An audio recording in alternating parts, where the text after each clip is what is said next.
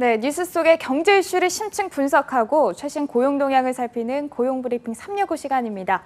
오늘도 역시 유쾌한 박상률 기자와 함께하겠습니다. 안녕하세요. 예, 안녕하십니까. 네, 오늘 어떤 이슈인가요? 네, 오늘 뉴워드부터 한번 짚어볼까 합니다. 코로나19로 인한 고용시장 어려움을 고스란히 나타내주는 신조어, 바로 수포자 아니고 구포자입니다. 네. 구직 포기자의 줄임말로 취업이 어려워서 구직 활동을 아예 포기하는 사람을 의미하는 말입니다. 장기 휴직 끝에 실직 걱정은 커졌는데 채용 시장은 또 문을 닫아서 실업자와 이런 구포자들이 더 증가하는 현실이다 보니까 최근에 더 자주 쓰이는 표현입니다. 통계청 발표를 보면 구직 단념자는 53만 8천 명으로 1년 전보다 2만 4천 명 증가했습니다. 네. 그러니까 이 코로나19가 길어지면서 고용 시장의 어려움 정말 만만치 않은데요. 말씀하신 것처럼 구포자가 증가했다는 건 취업자 수가 줄었다는 거겠죠? 네, 그렇습니다. 지난달 이 취업자 수는 2,705만여 명으로 1년 전보다 35만 명 넘게 줄었는데요. 넉 달 연속 감소 추세로 글로벌 금융위기 이후 약 10년 만입니다. 실업률 역시 4.3%, 6월 기준으로 통계 작성 이래 최고치였습니다. 네. 여기에 가장 먼저 코로나19의 타격을 받은 여행, 항공업계는 9월쯤부터 대규모 실업 사태가 예상이 되는데 오늘 이슈픽에서 자세하게 짚어볼까 합니다. 네, 고용 시장이 코로나19의 직격탄을 그대로 맞으면서 정말 회복될 기미가 보이지 않고 있는데 업종별로도 좀 차이가 있을까요? 네, 그렇습니다. 코로나19로 인한 소비가 줄다 보니까 특히 서비스업에서 급감했습니다. 숙박과 음식업 18만 6천 명 감소를 비롯해 도소매업, 교육 서비스업에서 크게 줄었고요. 제조업과 건설업도 감소했습니다. 상황이 이렇다 보니까 홍남기 부총리 겸 기획재정부 장관, 제조업 고용 감소 폭이 확대되고 있다는 사실이 걱정스럽다고 밝혔는데요. 네. 다른 연령층에 비해 코로나19 영향을 상대적으로 크게 받은 청년층이 고용 회복이 더디다는 점도 마음 아픈 부분이라고 언급하기도 했습니다. 네, 상황이 이렇다 보니까 지난달에 구직급여 지급액도 역대 최다였다고 하는데요. 네, 구직급여는 정부가 실업자의 구직활동 지원을 위해서 고용보험기금에서 지급하는 수당입니다. 실업급여의 대부분을 차지해서 보통 실업급여라고 불리는데요. 고용노동부에 따르면 지난달 구직급여 지급액은 1조 1,103억 원으로 작년 같은 달보다 62.9% 급증했습니다. 네. 지난 5월에 이어 두 달 연속 지급액이 1조 원대를 돌파한 건데 구직급여 지급액은 코로나19 확산이 본격화한 올해 2월부터 매달 역대 최대 기록을 갈아치우고 있습니다. 네, 뉴스를 보면 코로나19 때문에 가장 먼저 타격을 받은 게 바로 숙박업계다 이런 기사를 봤는데 여기에 경영난이 굉장히 심각해서 때문에 실업률도 높아진다고 하더라고요. 네, 그렇습니다. 지난달 이 국내 최대 호텔 체인에서 16년 만에 명예퇴직을 시행해서 주목을 받았습니다. 코로나19 사태로 호텔, 리조트 업계가 유급휴직, 영업 중단 등을 한 적은 있지만 명예퇴직은 이번이 처음이었습니다.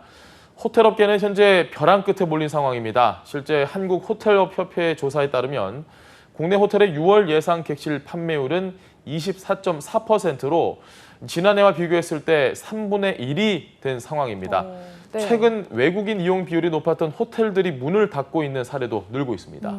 이제 곧 사실 여름 휴가철이잖아요. 휴가철을 앞두고도 사실 밝지만은 않습니다. 이 전망이. 항공업계는 좀 어떤가요?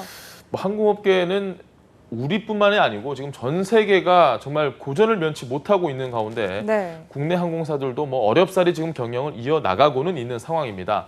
한국항공협회에 따르면 올해 2분기 국적항공사 9곳의 국제선 여객수는 32만 8,348명으로 지난해 2분기에 비해서 97.8%나 급감했습니다. 업계 1위인 대한항공의 여객은 지난해 같은 기간보다 84.9% 감소했습니다. 기사를 보니까 제주항공이 이스타항공 인수를 포기하기도 했고 항공업계 지금 굉장히 많이 안 좋은 것 같습니다. 말씀해 주신 것처럼 지금 또 코로나19가 계속해서 이 확산세가 잡히지 않고 있어서 앞으로 좀 어떨까요? 항공업계의 회복 시기에 대해서는 지금 굉장히 비관적인 전망이 나오는데요. 국제항공운송협회 등은 코로나 이전의 항공 수요 회복까지는 최소 2년, 그리고 길게는 5년까지 걸릴 것이다 이렇게 예측을 했습니다. 한편 미국의 투자 귀재죠. 워런 버핏이 연례 주총에서 가지고 있던 미국 주요 항공사 주식을 모두 처분했다고 밝혔습니다. 항공산업은 심각한 어려움에 처할 산업 가운데 하나가 될 것이라는 전망을 내놓기도 했습니다. 네, 또 실제로 미국 항공업계에서는 이렇게 대량 해고가 현실화될 우려가 더 커진 상황이죠.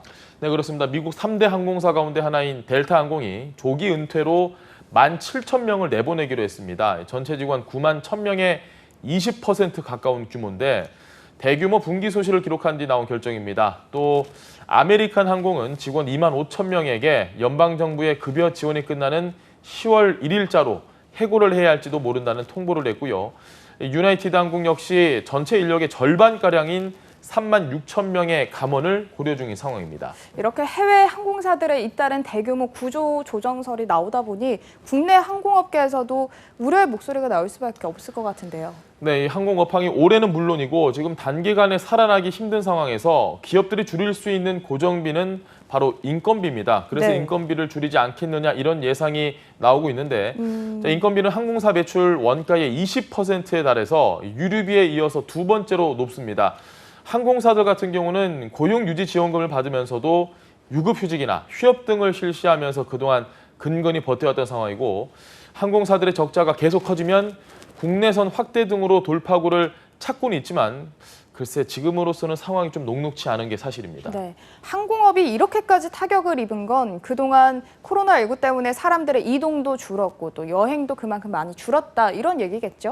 네, 맞습니다. 이 미국 여행업계에 따르면 4월에서 5월 평균 81%의 매출 감소세를 나타냈습니다. 국내 여행업계도 마찬가지로 암담합니다. 우리나라 대표적인 여행업체들 모두 5월 초 황금 연휴 기간을 포함해서 3월에서 6월까지 내내 개점 휴업 상태가 지속이 됐는데요. 세계여행관광협회는 전 세계 여행 그리고 관광업계에서 1억 명 이상의 일자리를 잃을 것이라는 분석을 내놓기도 했습니다.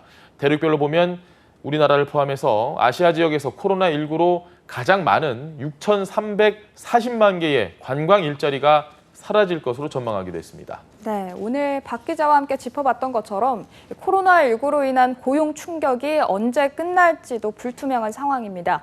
정부가 추경과 한국판 뉴딜 정책으로 하반기 경제정책 방향을 마련했는데요. 일자리와 경제 충격을 극복할 수 있는 단비가 되기를 바라보겠습니다. 오늘도 박상률 기자와 함께했습니다. 고맙습니다. 네, 고맙습니다. 네, 지금까지 고용브리핑 365였습니다.